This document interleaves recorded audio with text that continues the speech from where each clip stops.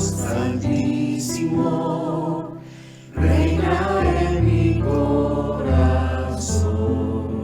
Sé tú el dueño de mi ser, vence toda rebelión.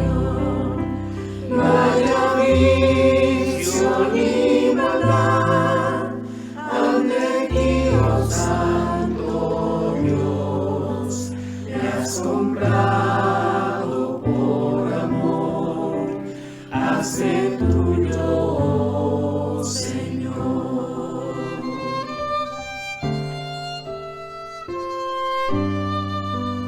Mi pecado me cegó, no escuchaba yo tu voz, ignoraba tu amor, me alejé de ti, Señor.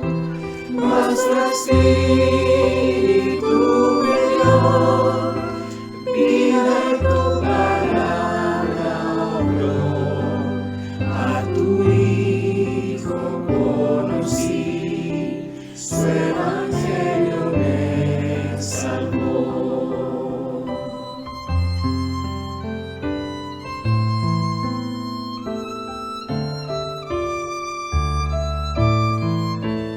Ahora ayúdame a vivir, de tu gracia depender.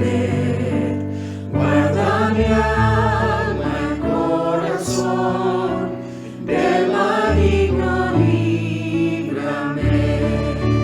Digno de mi adoración, tuyo es todo mi existir. Oh gran Dios Santísimo, glorifícate en mí. Digno de mi adoración, tuyo es todo mi existir. Oh gran Dios Santísimo, glorifícate en mí.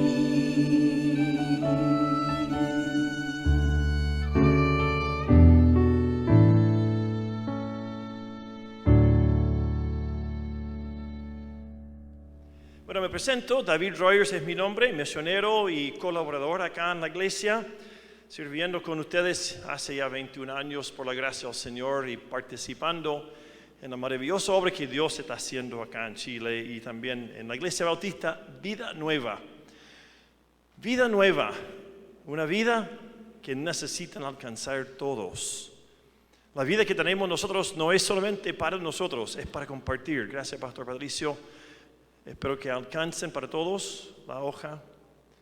Vida nueva, eso es nuestro nombre. Pero hay veces en la vida en Cristo que la vida se hace pesada. ¿Te ha tocado alguna vez? ¿Te sientes agotado? Quizás te sientes ya listo para rendirte, no sé, listo para tirar la toalla, como se dice. ¿Has querido inclusive a lo mejor negar todo lo que antiguamente abrazabas? ¿Alguna vez te ha tocado eso? O quizás alguna vez has sentido tentado de rechazar el Evangelio o olvidarse de Cristo, decir, no puedo más. A dejar de lado las cosas que una vez conociste a través del Evangelio. Bueno, si alguna vez has sentido así, este mensaje es para ti hoy día. ¿Por qué? Porque vamos a mirar justamente lo que todos necesitamos para poder mantenernos firmes. Vamos a conocer en nuestro estudio del verano, ya el cuarto sermón, si mal no recuerdo, sobre la armadura cristiana. La armadura que Dios nos entregó para poder mantenernos firmes en la fe y en la batalla. Para recordarles, no voy a leer el pasaje anterior en este momento, pero yo quiero hacerles entender algo. Esta necesidad de estar firmes es realmente parte de la mentalidad del apóstol Pablo. Nuestro querido, amado y respetado apóstol Pablo, en sus cartas, en 10 ocasiones, menciona esto. Déjame leérselo, solamente voy a ir citando. Por ejemplo, a los Corintios: estad alerta, permaneced firmes en la fe. Portaos varonilmente, sed fuertes. También les dijo en la segunda carta a los Corintios: no es que nos enseñoremos de vuestra fe, sino que somos colaboradores con vosotros para vuestro gozo, porque en la fe permanecéis firmes. A la iglesia de Galacia les dijo: para libertad fue que Cristo nos hizo libres, por tanto, permaneced firmes. Y no os sometáis otra vez al yugo de esclavitud. Acá a la iglesia que estamos estudiando nosotros, los de Éfeso, los efesios, dijo: revestidos con toda la armadura de Dios para que podáis estar firmes contra las insidias del diablo. Luego dice: por tanto, tomad toda la armadura de Dios para que podáis resistir en el día malo, y habiéndolo hecho todo, estad firmes. También dijo: estad pues firmes, ceñida vuestra cintura con la verdad, revestidos con la coraza de la justicia y calzados los pies con el apresto del Evangelio. Ese es nuestro texto para hoy. A la iglesia de los filipenses les dijo: solamente comportaos de una manera digna del Evangelio de Cristo, de modo que ya sea que vaya a veros o que permanezca ausente, pueda oír que vosotros estáis firmes en un mismo espíritu, luchando unánimes por la fe del Evangelio. Otra vez en Filipenses: así que, hermanos míos y amados, añorados, gozo y corona mía, estar así firmes en el Señor. Y finalmente a los tesalonicenses les dice: por eso, hermanos, en toda nuestra necesidad y aflicción fuimos consolados respecto de vosotros por medio de vuestra fe, porque ahora sí que vivimos si vosotros estáis firmes en el Señor. Y concluye con esto Pablo: así que, hermanos, estad firmes y conservad las doctrinas que os fueron enseñadas, ya de palabra o ya de carta nuestra. 10 veces el apóstol Pablo usa esta frase: estad firmes. El pasaje final que leí es 2 Tesalonicenses, capítulo 2, verso 15. En el fondo, la razón que necesitamos mantenernos firmes es por el tesoro que Dios nos dio. Lo dice ahí: estad firmes y conservad las doctrinas que os fueron enseñadas. No se tiene que pensar, no se tiene que preparar algo cuando ya se sabe que viene fácil. Pero cuando uno se da cuenta que va a haber resistencia a lo que Cristo nos enseñó, a lo que los apóstoles nos dejaron y a lo que la palabra de Dios nos dice, nos daremos cuenta muy pronto que necesitamos algo para no deslizarnos, para no caernos, para no rendirnos. Pero la pregunta surge por sí misma: ¿cómo puedo seguir firme si hay tantas situaciones, tantas circunstancias, tantas personas, tantos ataques contra mi fe? Todas estas cosas me quieren botar. ¿Cómo me mantengo en pie en medio de la batalla? ¿Por qué voy a poder no perder el equilibrio? Bueno, la respuesta está en nuestro texto, y si no lo tienes abierto ya, por favor, abre tu Biblia a Efesios 6, capítulo 6 de Efesios, y el verso 15. Y vamos a hacer un pequeño sobrevuelo introductorio sobre lo que es la mentalidad del Efesio, del hombre o la mujer de Efesios, los Efesios, versus la mentalidad nuestra. Esta mañana vamos a hablar de un soldado que está o en pie o está tirado en el suelo, está de guata, está perdido, está vencido. Pero para entender eso, para saber cómo mantenerse en pie como un soldado de Cristo, debemos entender qué pensaban la gente de Éfeso versus qué pensamos nosotros en el siglo XXI. Hay un contraste muy importante. ¿Qué creían los efesios sobre, por ejemplo, el diablo, los espíritus, etcétera, el mundo espiritual? En el siglo I, la visión que la gente era, que lo que era predominante de la gente, era que los espíritus eran muy presentes en sus vidas.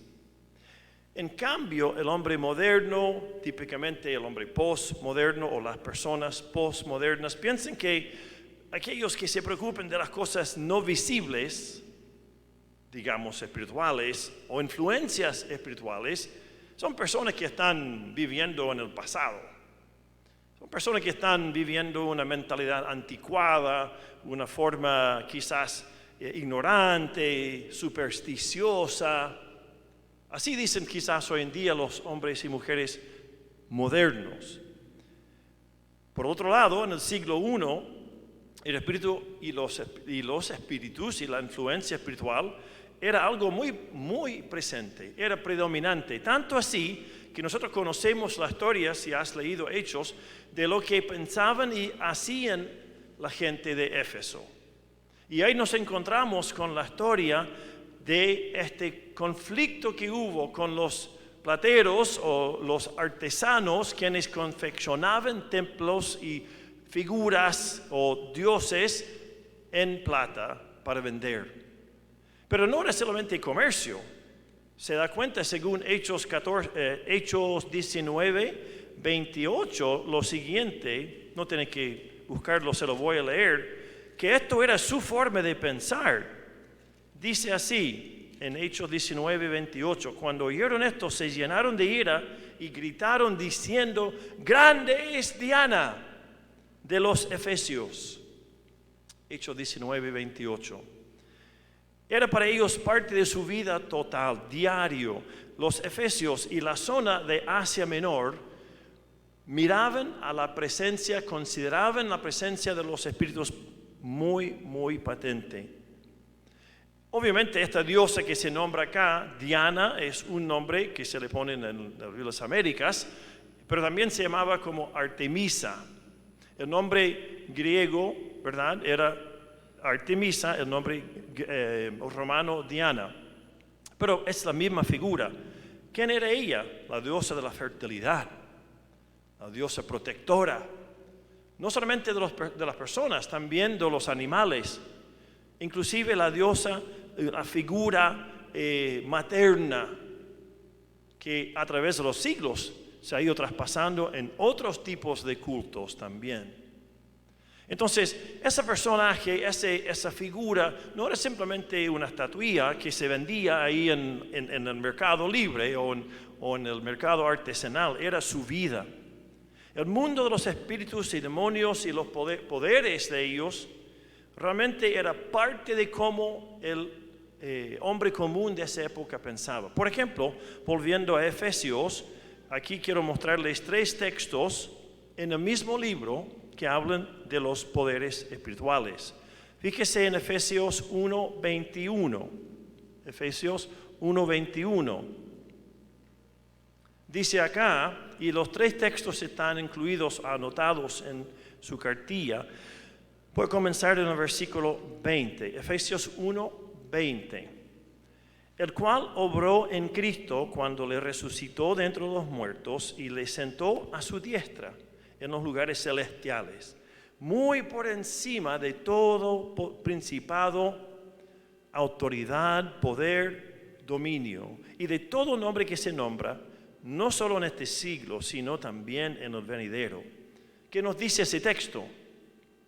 Está Pablo poniendo de relieve que Cristo está por encima de lo que esa gente creía eran las maneras que las cosas se movían. En otras palabras, una forma que las personas se podían entender con el mundo espiritual. Poderes, autoridades, dominios, nombres de diferentes índole. Y Pablo les asegura que Cristo y el nombre de Cristo supera a todos aquellos.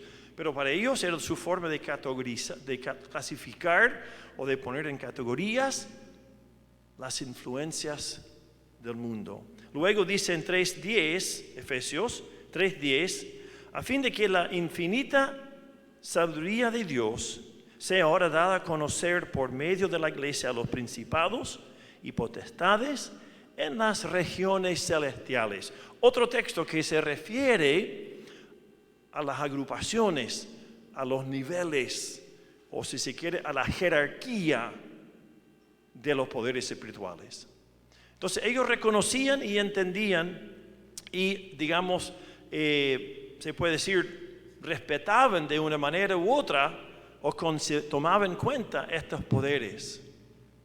No eran cosas distantes. Para las personas del primer siglo, el mundo espiritual se cruzaba con el mundo físico, humano, terrenal. Aquí Pablo menciona en nuestro texto, Efesios 6:12, y ya con mayor detalle, recuerden que ya lo leímos, lo estudiamos con el pastor Jensen, Efesios 6:12, porque nuestra lucha no es contra sangre y carne, sino contra principados, contra potestades, contra los poderes de este mundo de tinieblas, contra las huestes espirituales de maldad en las regiones celestiales. Por lo cual podemos entender y apreciar que los efesios creían que los espíritus de los dioses, las diosas, comulgaban con las personas, estaban intercediendo con ellos o interactuando con ellos. Y eso producía uno de dos efectos, o un apego y una dependencia en ellos, o un temor de ellos, viviendo en temor constante y entonces atemorizados por ellos. Pero nos dice la palabra de Dios, estos seres angelicales que tan prevalentes eran, que estos poderes tan influyentes que existían en ese tiempo, no son simplemente figuras mitológicas, no son simplemente figuras quizás de dioses patriarcales o quizás algún espíritu que había que quizás agradar. Mucho más allá de eso, según 2 Corintios 10, y volvemos al tiro a Efesios, pero nos dice en 2 Corintios 10, unas páginas hacia su izquierda, lo siguiente. ¿Cuál es entonces la lucha que tenemos con ellos? Dice en 2 Corintios 10:3, pues aunque andamos en la carne, no luchamos según la carne, porque las armas de nuestra contienda, batalla, pelea mano a mano, no son carnales, sino poderosas en Dios para la destrucción de fortalezas.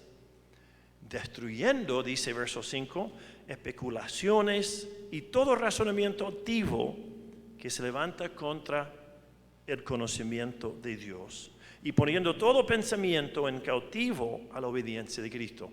Si estas son las armas nuestras, son armas poderosas para la destrucción de fortalezas, ¿qué son las armas que tiene el enemigo? También son fuertes, pero no tanto como las que tenemos nosotros. El mundo espiritual para el hombre típico del primer siglo o la mujer del primer siglo era que debían o someterse a los espíritus o huir. Y nosotros entonces tenemos que entender lo siguiente. La razón que Pablo en la armadura cristiana da tanto detalle, tanto claridad respecto a estas piezas de armadura que tenemos que usar, es porque él está diciendo la lucha es real. Y si no te cuidas, serás la próxima presa fácil del enemigo.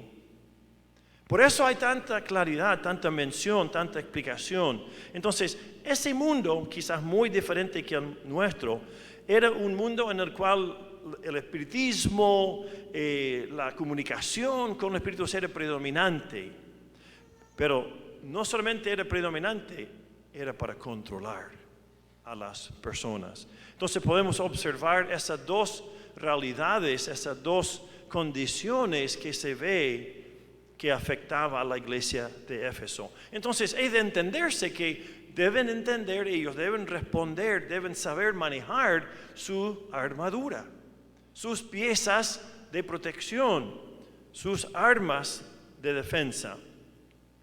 Una de las cosas que también hay que reconocer en nuestro día, si bien es cierto, muchos de los hombres y mujeres modernos, secularizados, cuestionan la evidencia o la presencia de espíritus, nosotros no queremos ser ni atemorizados, ni tampoco sometidos, sino que saber estar firmes frente a ellos. El creyente tiene toda una visión diferente, sabe que todos estos espíritus están sujetos a Dios.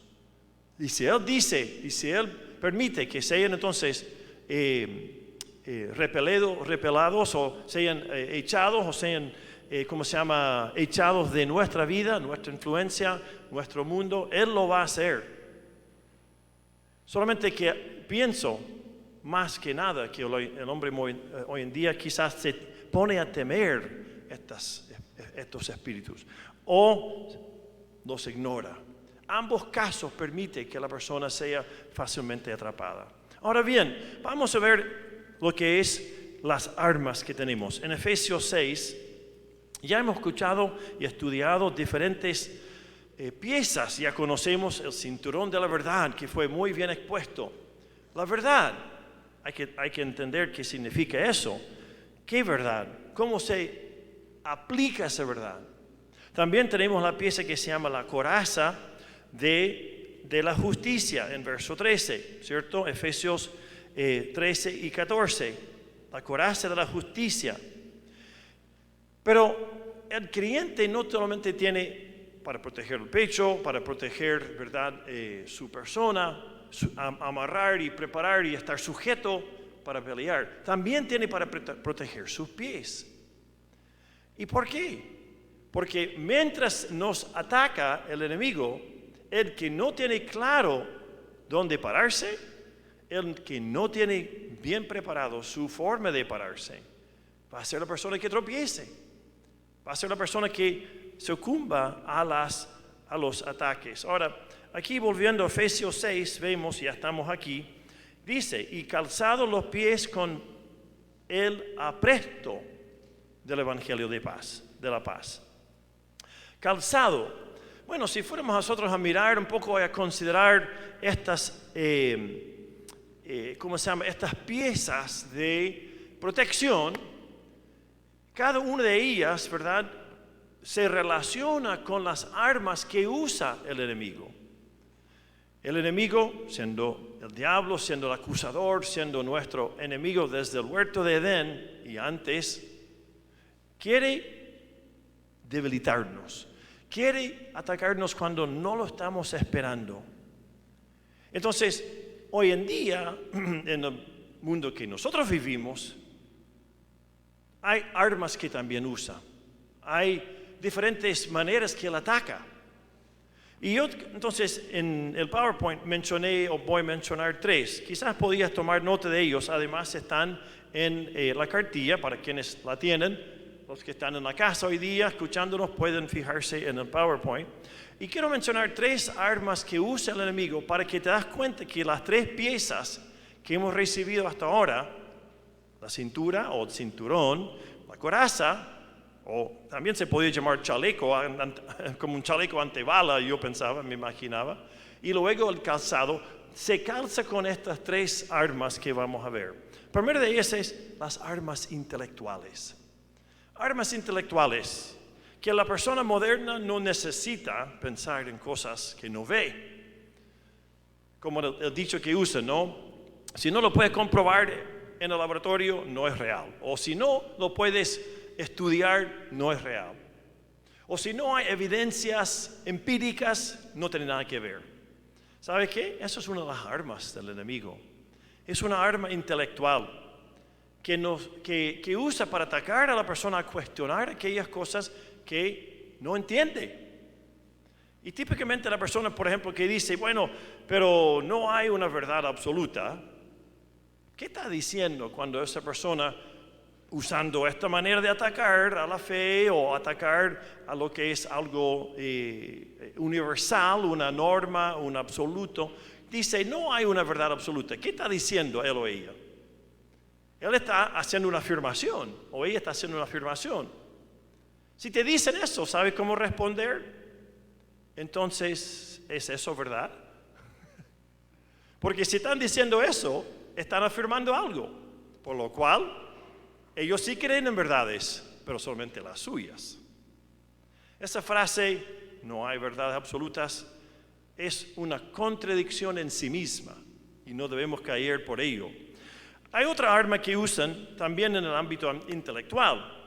Nos quieren hacer cuestionar la confianza en la Biblia o la confiabilidad de la Biblia. He escuchado, he leído y también he estudiado sobre el tema un poco. Y algunos dicen, la Biblia está llena de errores y es un libro de mitos y leyendas copiadas de otras religiones del siglo de esa época o anteriores. Y es además un libro simplemente escrito por hombres con sus propias agendas. Inclusive dicen algunos es simplemente propaganda religiosa. Bueno, hay 3 errores en ese ataque, pero hay que desarmarlos, hay que desempacarlos uno a la vez. No voy a tomar mucho tiempo para hacerlo. Cuando te dicen que está lleno de errores, dígales, muéstrame uno, para que vayas respondiendo de a poco. En todo caso, una de las cosas que muchas veces puede simplemente satisfacer eso, porque están más bien cuestionando la confiabilidad de la Biblia, es hacerle ver que tenemos tantos manuscritos hoy en día, tantos textos bíblicos, especialmente del Nuevo Testamento, pero aún así también del Antiguo, que el 98%, y ese porcentaje no lo saqué del aire, sino que lo saco de un texto escrito por el Dr. Gary Habermas, que es uno de los expertos modernos hoy en día de los textos bíblicos, de los manuscritos bíblicos. El 99,98% de la Biblia se puede reconstruir con exactitud, con todos los miles de manuscritos. ¿Cómo? Simplemente comparando épocas, lugares y diferentes textos. Y el 0,02% que puede tener algún cuestionamiento no influye en nada. Es, por ejemplo, si hay un artículo o no hay un artículo. Es si es quizás una cita de aquí o una cita de allá. O son datos o detalles tan ínfimos que no influye en nada la creencia cristiana. Esa es una de las armas que usan. Y otros parecidos. Pero quizás uno que también ha escuchado hablar de que son mitos y leyendas. ¿Ha escuchado de eso? Mira también, y si tú ves un poco de las películas de Marvel o de ese cómic, ya estás viendo también, ¿verdad?, los famosos mitos y leyendas de otras culturas. Y dicen, mira, la Biblia copió a tal o cual leyenda. ¿Sabes qué? Leí algo que realmente me ayudó a poner paz en mi mente con respecto a eso. Porque es cierto que, por ejemplo, hay otras culturas que hablan de un Dios que muere y resucita. Los egipcios, por ejemplo. Pero es un Dios que primero no se sabe cómo murió y no se sabe nunca si acaso resucitó en el tiempo o solamente en la mente. O también hay otros en Europa, otras culturas que hablan de lo mismo, un Dios que muere y resucita. Pero no es un Dios real y es un Dios que resucita, entre comillas, en el trigo o en el choclo o en el maíz. ¿Te das cuenta? En la cosecha, no en forma personal. Ese ataque que usan hoy en día es un ataque intelectual para intimidar. Pero ¿sabes? La verdad que hay breves o pequeñas alusiones de la religión, de la fe cristiana, ellos dicen religión. No debes asustarte, no debe causarte sentir intimidación. Es más, deberíamos entender que probablemente así va a ser. ¿Sabe por qué? Porque en Juan capítulo 1, tú lo puedes buscar después, dice que Jesús es la luz que alumbra a todos los hombres. Lo cual quiere decir que aunque no tengan la Biblia en su cultura o en su idioma, sí tienen la luz de Dios. Luego dice en Santiago 1 que Dios es el Padre de las luces, en lo cual no hay sombra ni variación. ¿Qué quiere decir eso? Que la luz de Dios, de su verdad, Él la está dando a conocer.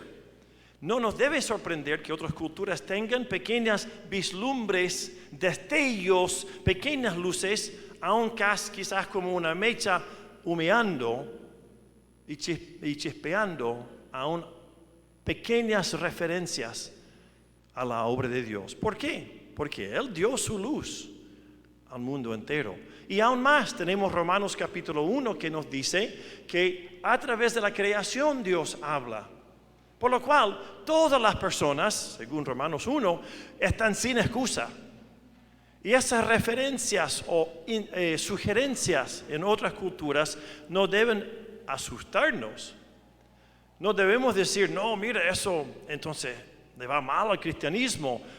Eso le quita legitimidad al cristianismo. No, al revés. Debemos más bien entender que aún en el paganismo, aún en sus intentos en la ceguera espiritual, en la oscuridad, los hombres y las mujeres alrededor del mundo han buscado la luz de Dios.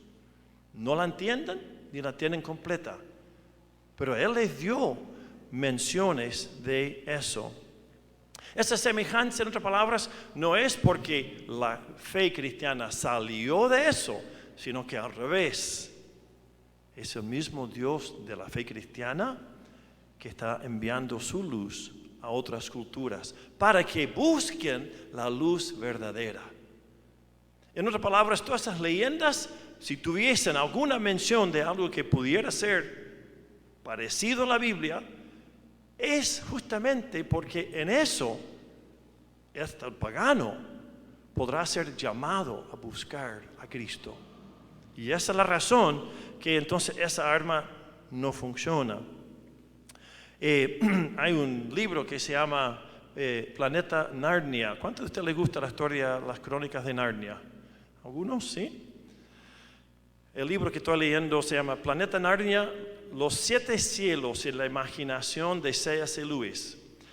En verdad, Lewis demuestra que justamente las culturas antiguas, paganas, tenían algo de luz. Qué bueno por ellos, dice él.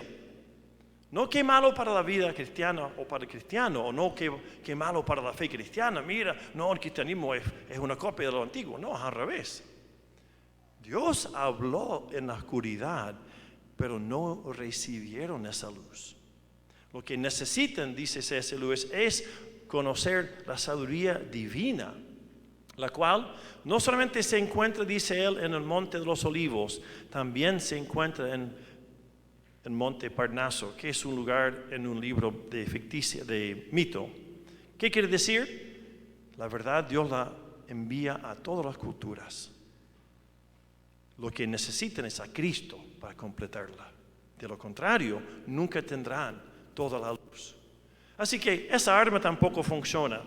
Hay otras armas que usan, hay otros tipos de intimidación, armas sociales, por ejemplo, nos quieren intimidar en la sociedad. Ustedes creen cosas que son tan anticuadas que hay que olvidarlas. Una vecina que estaba hablando anteayer con mi esposa, no la voy a nombrar por si llegara a ver esto, le preguntó, ¿pero no cree Ruth que la Biblia debería como que ser un poquito modernizada? ¿Escuchaste la pregunta o no? ¿Por qué es tan antigua? Es justamente por eso que todavía sigue siendo válida, ¿cierto?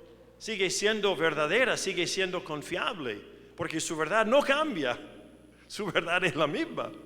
No, socialmente nos quieren decir que somos anticuados, que somos, y ustedes pueden conocer todos los adjetivos que usan, pero la verdad que eso es un arma del enemigo. Inclusive tenemos armas y artimañas que son de ataque material. El enemigo nos ataca en lo material, en lo físico, en el plano terrenal. Nos quiere mostrar que al cristiano le va mal porque no sabe, demasiado ingenuo.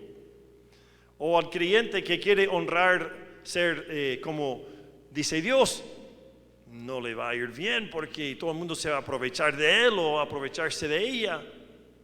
Otra vez, armas que usa el enemigo para atacarnos. En otras palabras, como nos dice acá Pablo en Efesios, otra vez refiriéndome más bien al verso 12, tenemos la palabra contra 5 veces en ese versículo. Efesios 6, 12, mire, otra vez se lo leo. Porque nuestra lucha no es contra, uno, sangre y carne, sino contra, dos, principados, contra potestades, contra los poderes de este mundo y de tinieblas y contra las huestes espirituales.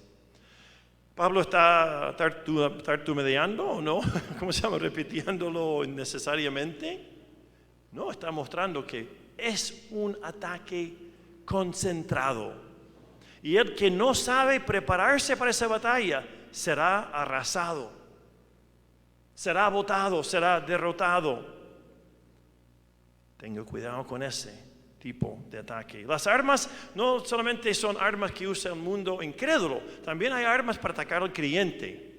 Y algunos de ellos ustedes pueden conocerlas. Cuestionar la fe, ver a creyentes que rechazan la fe, inclusive figuras, personas, pastores que dejan la fe. Quizás tú has escuchado o leído alguno de ellos. Sí, también contra el cristiano el enemigo usa sus armas.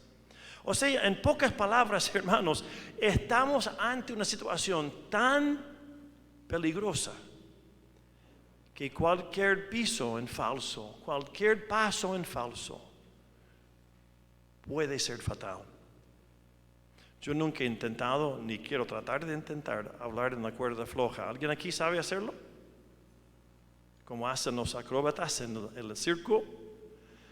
Acá afuera, en Alameda, justamente donde baja donde baja Brasil a la Alameda, hay un joven que se pone ahí y tiene extendido su cuerda floja entre dos árboles.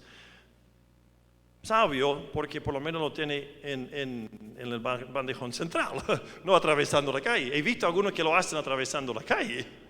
Cerca de mi casa hay uno que lo hace en Grecia con toda lava. La cuerda floja. ¿Sabes, hermanos? No importa para cuál lado te caes, ¿verdad? Si te caes de una cuerda floja, te va a ser doloroso para cualquier lado. Bueno, eso con respecto a quizás lo que son las acrobacias. Pero si en tu fe caes para cualquier de los dos lados, también te va a ser doloroso. ¿Cómo entonces estar firme?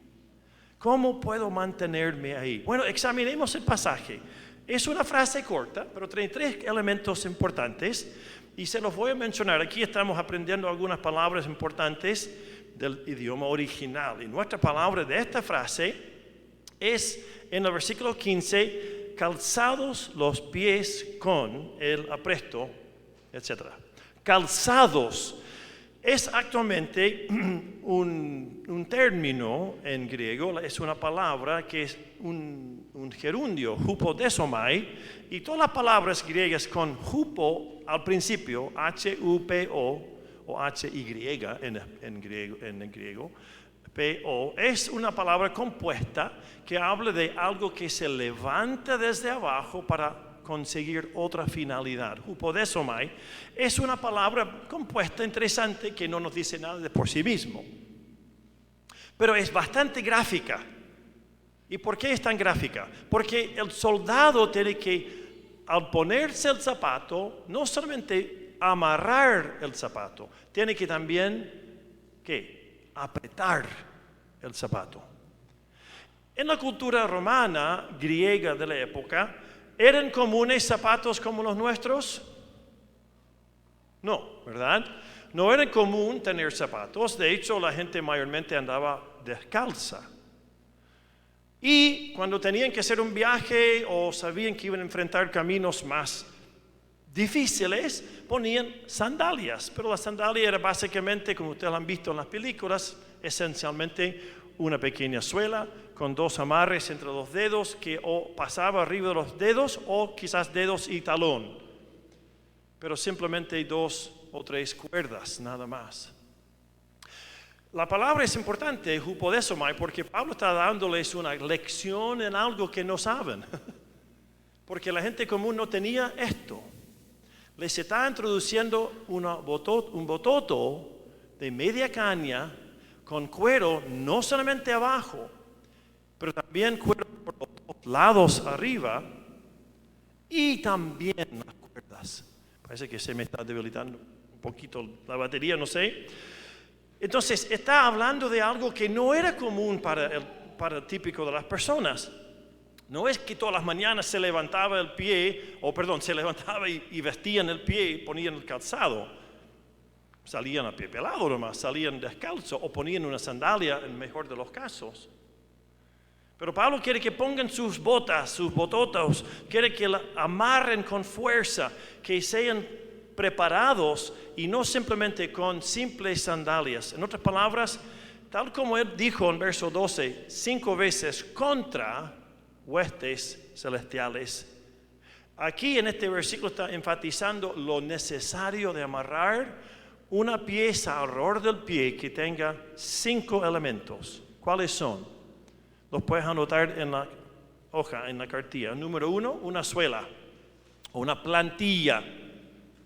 Estas son cosas que para nosotros son tan comunes. El zapato sin plantilla no sirve, pero para ellos era novedoso. No sé si ustedes saben, pero Alejandro Magno o Alejandro el Grande, se usan los dos nombres, era el general griego, ¿verdad?, que conquistó el mundo alrededor del Mediterráneo y hasta Europa y la India tan rápidamente porque tenía un ejército capaz de moverse rápidamente. Y si tú haces un poco de estudio con respecto a la historia o las técnicas de la pelea, de las técnicas bélicas, fue Alejandro el Magno y sus generales que inventaron no solamente la suela lisa, ¿verdad?, la plantilla lisa, sino que le ponían toperoles, le ponían clavos o le ponían algún tipo de, ¿cómo se llama? Como esto lo que es el alambre de púa, le ponían púas abajo. Los pasaban por la suela y ponían otra suela encima. Entonces tenían 2 suelas, era más rígido, más protección, pero con toperoles o con puntas o puntillas abajo. ¿Por qué? Porque querían avanzar rápidamente. ¿Qué es lo que hizo Alejandro el Magno? Justamente conquistó tan rápidamente a alguno de sus enemigos porque podía llegar sorpresivamente. Primera contra, pon bien la plantilla, pero no sola, con los clavos. Segundo, pon el cuero para los 2 lados. La zapatilla o el zapato o bototo debía ser no solamente abajo, debe ser por arriba. Debe ser que envuelve el pie. Ahora, típicamente según unas ilustraciones que yo encontré, que yo vi, dejaban abiertos los dedos. Yo encuentro un poquito peligroso eso igual, ¿no?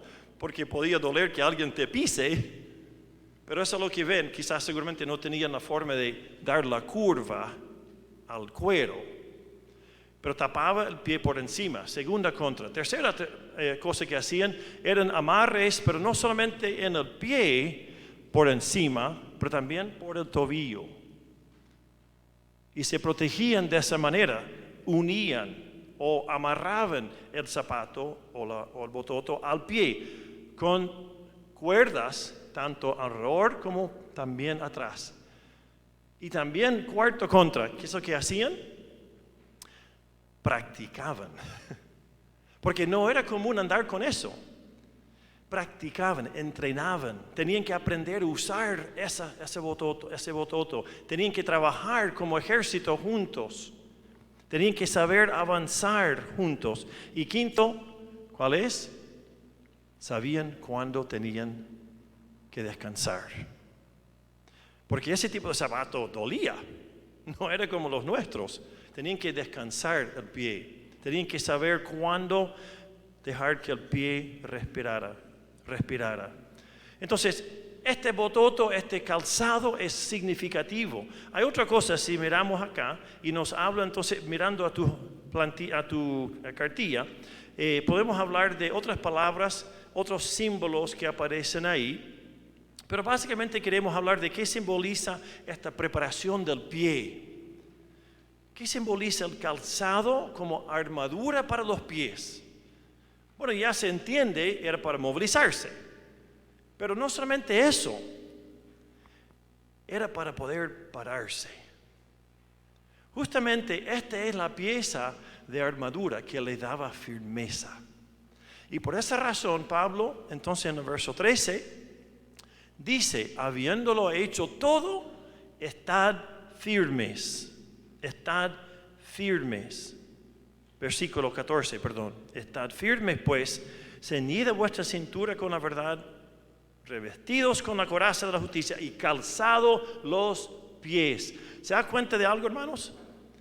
El cristiano, el soldado cristiano tiene que tener todas las piezas de la armadura. Ahora nos faltan más, vamos a ir viéndolos domingo tras domingo, pero hasta acá nos damos cuenta que esto es significativo, nos prepara para la batalla. ¿Cómo estar firmes en lo que crees? Por ejemplo, si no te preparas. ¿Cómo estar firmes contra las batallas repentinas, los ataques repentinos, si no sabes cómo defenderte? ¿Y cómo mantenerte en pie, sin resbalar, si no sabes cómo es tu enemigo? Esto es lo que Pablo nos está enseñando a través del calzado. En otras palabras, son dos cosas claves. Nos habla de un entrenamiento para el soldado, como un entrenamiento básico, ¿cierto?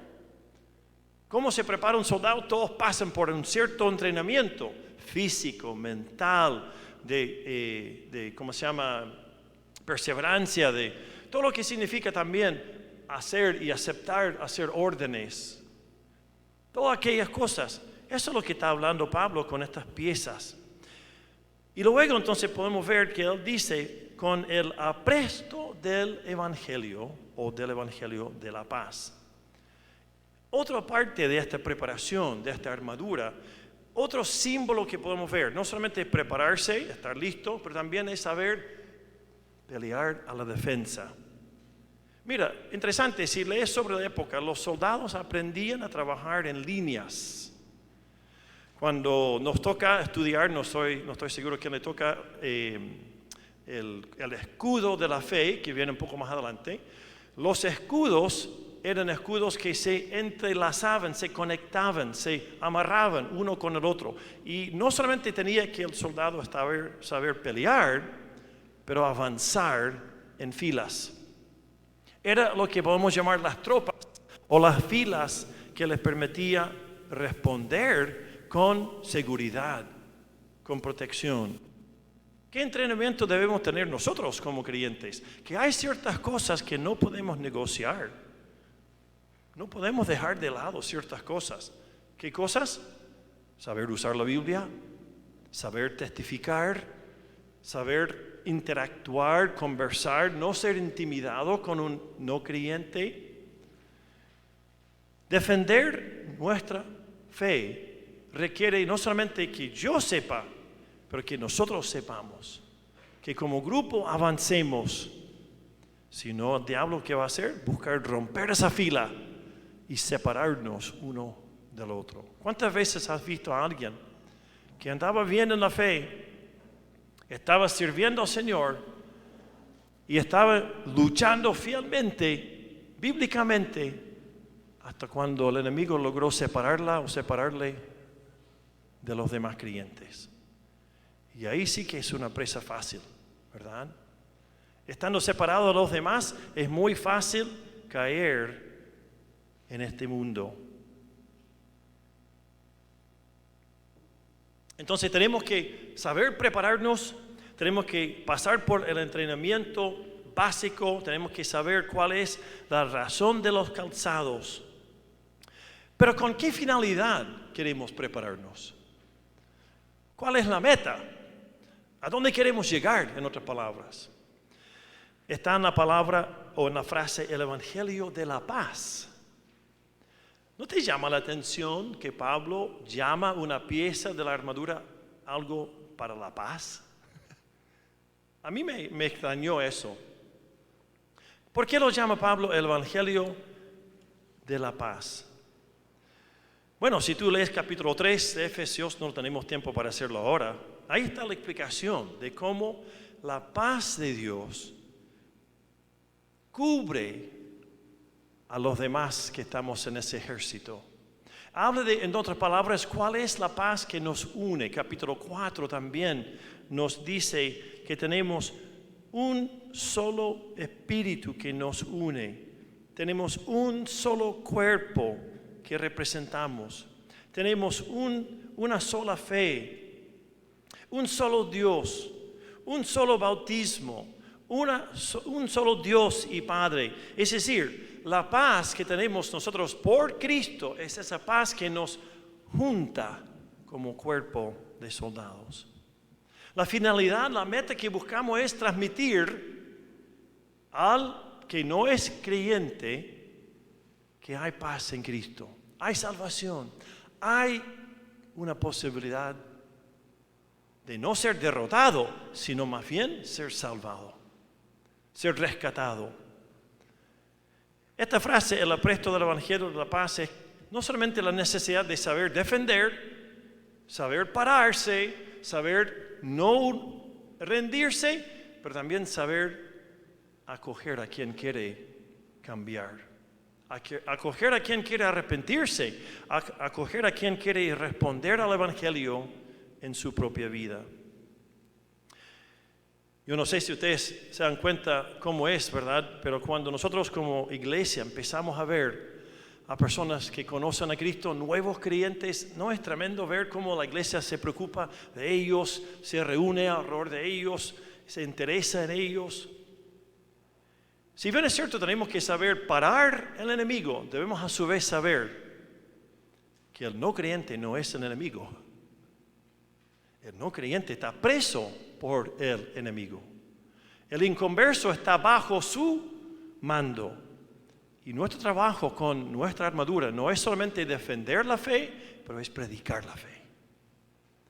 Es decir, el predicador de la fe, el que comunica, el que transmite la fe del Evangelio, es el que está preparado para hablar del apresto del Evangelio de la paz. ¿Por qué nos entrenamos? Para traer otros a los pies de Cristo. ¿Por qué nos preparamos? ¿Por qué nos dedicamos tiempo a defender lo que creemos? Para que otros vean que lo que es la palabra de Dios está operando en nosotros. Ahí, en cierta forma, la ilustración o la analogía de la armadura tiene que dejarse de lado. Porque la idea no es que salgamos a matar a los incrédulos, ¿verdad? Espiritualmente hablado. No es eso, no es solamente salir a conquistar, es más bien ganar las personas a Cristo. La finalidad que tenemos es doble. Primero, predicar el Evangelio y segundo, preparar otros soldados para trabajar con nosotros. Esa es la razón que estamos preparándonos. Esa es la razón que tú y yo tenemos que saber ponernos la armadura de Dios. Como dije, permíteme repetirlo, el no creyente no es el enemigo. Él o ella está más bien atrapado por el enemigo. Y necesita esa persona o esas personas conocer cómo el Evangelio puede cambiarles. ¿Cómo entonces poner todas estas cosas? ¿Cómo unir el cinturón, la coraza y el calzado? Tengo algunas sugerencias. Ahí en su hoja ustedes pueden ver que recomiendo algunas cosas. Y además también al pie, lo que dice atrás, hay algunas recomendaciones, esos son para tarea para la casa, como dicen. Pero especialmente donde dice la conclusión. ¿Cómo puede un soldado de Cristo seguir en pie? ¿Cómo no caerte? ¿Cómo no resbalar? ¿Cómo no hundirse en este mundo de pecado que nos rodea? 3 cosas. Tenemos que levantarnos todos los días conscientes que estamos en una batalla. No estamos en un parque de juegos o de entretenciones. La vida cristiana es una batalla, pero no es una batalla que uno pelea solo. Es una batalla que lo pelea junto a otros creyentes. Saber que estás en una batalla cambia la mentalidad de cómo ves las cosas de este mundo. Segundo, vestirse diariamente, humildemente, en presencia y en dependencia de nuestro capitán, de Cristo Jesús. Vivir para Él significa escuchar su voz, estar en comunión con Él y estar dispuestos a obedecerle. Para eso me he visto en humildad frente a Él con su armadura. Y tercero, sumarse a lo que me gusta llamar la banda de los hermanos, la banda de los creyentes, los otros varones y hermanas que están también comprometidos con la obra del Señor. Tú y yo necesitamos unirnos a un grupo de personas. Un creyente solitario, un hijo de Dios, ahí sin nadie, es una contradicción. Es una especie de, inclusive, paradoja, porque nos hace hijos de Dios. Entonces, ¿dónde está la familia? ¿Qué parte tiene la familia de Dios en tu vida? Levántese todos los días sabiendo que vas a salir a la batalla, pero que no sales solo. Únete, súmate, participa con otros creyentes diariamente. Como dije, las otras recomendaciones las puedes llevar a la casa para pensar. Pero sabes, hermanos, a lo mejor tú tienes un particular tipo de ataque que el enemigo está usando, que quiere usar para destruirte. A lo mejor tú estás luchando con un particular tipo de enfrentamiento personal y quizás estás luchando solo o sola. Ya que sabes ahora vestir los pies, juntar la ropa defensiva con el cinturón y poner la coraza, ¿por qué no entonces piensas ahora con quién podrías tú entrenarte? Me explico. Los soldados cuando salen preparados para la batalla ya han pasado su etapa de entrenamiento básico. Pero en ese entrenamiento básico han tenido que aprender a pelear mano a mano, practicándolo. A veces lo que necesitamos es otro creyente que nos pone a prueba un poco, que nos exige un poco, que nos anima o que nos fortalece. No pelees solo o sola. Esta tarde, terminando nuestro culto, les animo a pensar, ¿quién tienes como compañero o compañera? Porque después que tienes estas 3 piezas ya conocidas, vienen 3 más que también tienes que saber usarlas. Y espero que entonces te prepares bien para pelear para la gloria de Dios. Amén. Oramos para terminar. Señor, gracias esta mañana por el privilegio de este estudio, por haber, Señor, entregado a través de tu palabra armadura exactamente de acuerdo a nuestra necesidad. Dios, nos pides, nos exiges, nos instas a estar firmes. Y esa es la razón que nos das un calzado tan bien pensado, tan bien diseñado. Un calzado, Señor, que nos da firmeza, protección, defensa. Te pido, Señor, que esta semana tomemos el tiempo cada uno para compartir con otro hermano o hermana cómo estoy yo en mi defensa de la fe. Estoy aprendiendo a dar la razón por la fe que tengo, por la esperanza que tengo. Y cómo estoy yo también en defenderme de los ataques del enemigo. Dios, te pido que esta semana podamos fortalecernos en nuestra vida cristiana, pero también desarrollarnos más en el manejo de estas armas, de esta armadura. Te damos gracias, Señor, por ello, te honramos por ello y te lo pedimos en el nombre de Cristo Jesús.